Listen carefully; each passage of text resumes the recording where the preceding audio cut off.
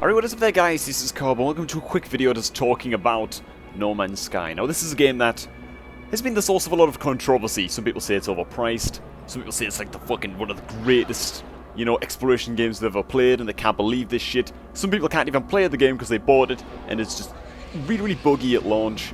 I think that on Steam it had like a 40 or 50% last I checked negative review rate, but the people who love it absolutely fucking love it. So very interesting one. I just want to talk about it a little bit before we get into a let's play of it, which is probably going to start tomorrow after this video goes up. So No Man's Sky starts out with you on a random planet.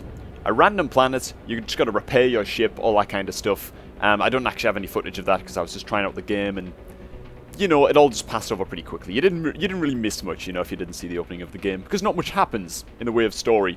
A little red orb appears, you peer into it, and, you know, it's hinted that it's some kind of, like, godlike entity, or some kind of missionary of, like, a godlike entity, and it's, you're staring into it, and like the abyss, it's also staring back into you, you know, and it seems to understand you more than you could ever hope to understand yourself, you know. And it's hinted that information about this red orb, this entity, is at the center of the galaxy, and you best get yourself heading there, right?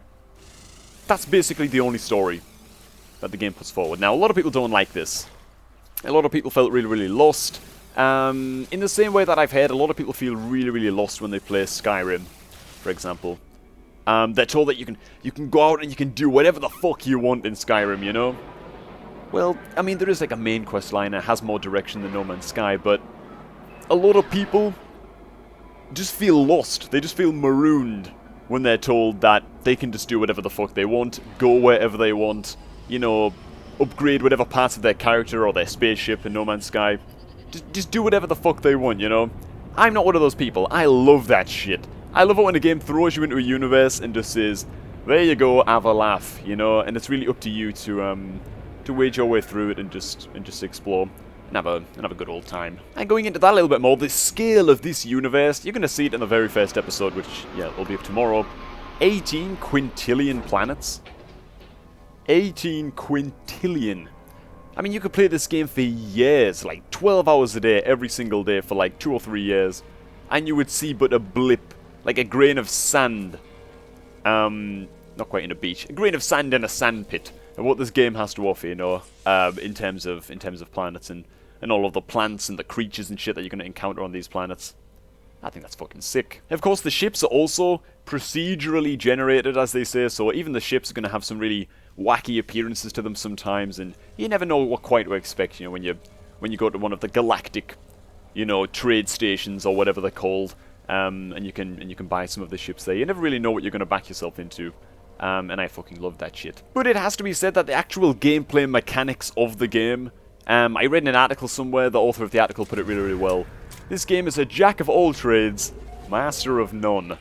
I think that pretty much hits the nail on the head. You kind of go down to the planets, and it's sort of the same story every time you land on a planet and all like, whoa, this place looks crazy, or this place looks a bit boring, you know, or whatever. You have your initial reaction to landing on a planet and seeing the wildlife on the planet. But then you're just sort of mining on every planet, just gathering resources with your little laser beam, with your little multi-tool, you know. You're just gathering a hell of a lot of the time, man. Basically 80% of the gameplay, okay, maybe like 70% of the gameplay is just fucking gathering, and I can see why people have a problem with that. And as if that wasn't a little bit grindy or a little bit boring enough, the goddamn combat within the game is just fucking irritating for the most part. Sentinels, little robot droids that kind of fly around on each planet and they're always watching you, you know, and if you gather too much shit from one planet, you piss off the little police sentinel droids, like Grand Theft Auto style, and a bunch of them will come after you and try and kill you, and you just sort of laser them down, you know, to kill them.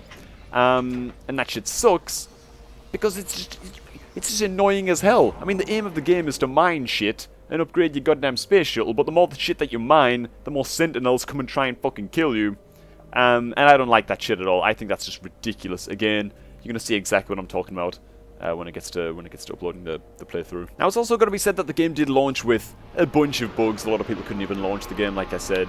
And some of them are graphical errors. You interact with some NPCs, and the background goes all like flashy. Like, honestly, epilepsy-inducing, so if it gets too bad in some of the videos, I might actually have to put like a fucking epilepsy warning at the start of some of the videos. I don't think it's that bad most of the time, but it's very, very noticeable. And for that reason, a lot of people have said, oh, the game's overpriced. I don't know how much that has to do with the original indie developers of the game. This is an indie game, but it was sort of acquired by Sony. I'm not sure. Okay, I have a sneaking suspicion that Sony is behind the fucking price tag, alright? I believe that Sony saw the hype behind this game, and they thought, you know what, let's make this a fucking $60 or 40 quid game, you know? It is overpriced. It is overpriced. They could honestly half the price, and it will probably still be overpriced. But having said that, I'm not going to return it. I'm not planning on returning the game. I'm quite enjoying my experiences so far. And fuck it, I'm just going to enjoy it. So there it is, No Man's Sky. It's going to be a very, very grindy, very, very slow-paced playthrough. Maybe you just want to watch it to chill out on an evening after a hard day's work. Episodes are probably going to be relatively long.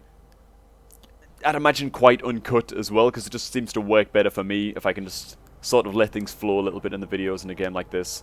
But yeah, all this, I mean, if you guys don't enjoy it, if it just seems like boring as hell, don't worry. I think I'm planning on uploading, you know, the occasional other game along with No Man's Sky. It seems like a bit of a long-winded game to just be only uploading No Man's Sky for like the next 3 or 4 weeks or something. That just seems a little bit cheeseball to me, a little bit too much, laying on a bit thick, you know.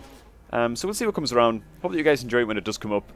But for now, catch all you guys just a bit later. Leave me alone, man.